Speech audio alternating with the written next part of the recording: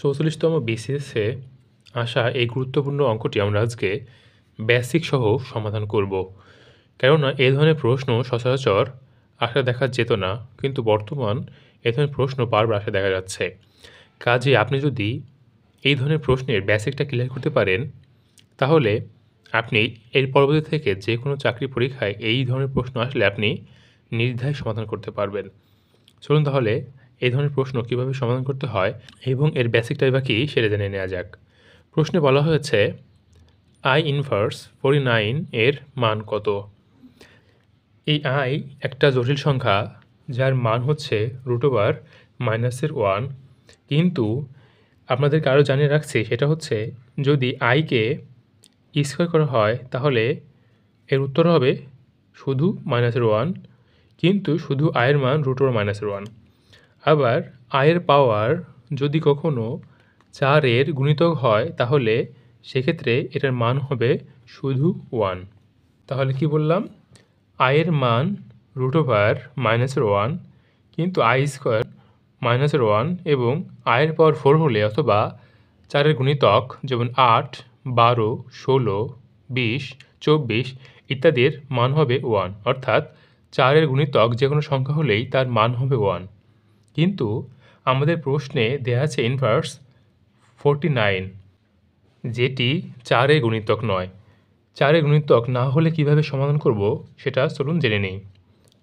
আয়ের পাওয়ার 4-এর গুণিতক না হলে এই গুণিতকটিকে প্রথমে 4 দ্বারা ভাগ করে নিতে হবে, অর্থাৎ 49/4। আমরা জানি 4 49-এর মধ্যে 12 বার যাবে, কারণ 4 বারং 48 এবং বিয়োগ করে থাকছে 1। অর্থাৎ কী বলেছিলাম?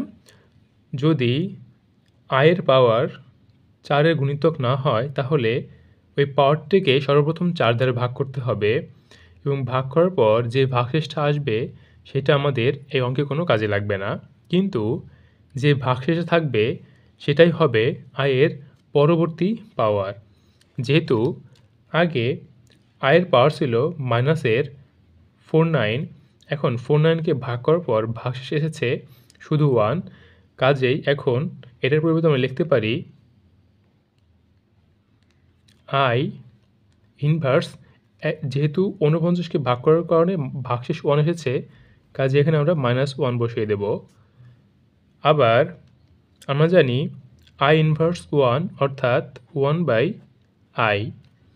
এখন এই প্রশ্নের সমাধান করতে হলে আমাদের অবশ্যই নিচে যেই সংখ্যাটি রয়েছে সেটা দ্বারা উপরে এবং নিচে গুণ করতে হবে, অর্থাৎ 1 গুণ i ভাগ নিচে একটা i ছিল তার সাথে আরেকটা i সমান i অক্ষে i ভাগ i গুণ i স্কোয়ার, উপরে i এবং নিচে i স্কোয়ার। আমরা জানি যে i স্কোয়ারের মান হচ্ছে -1।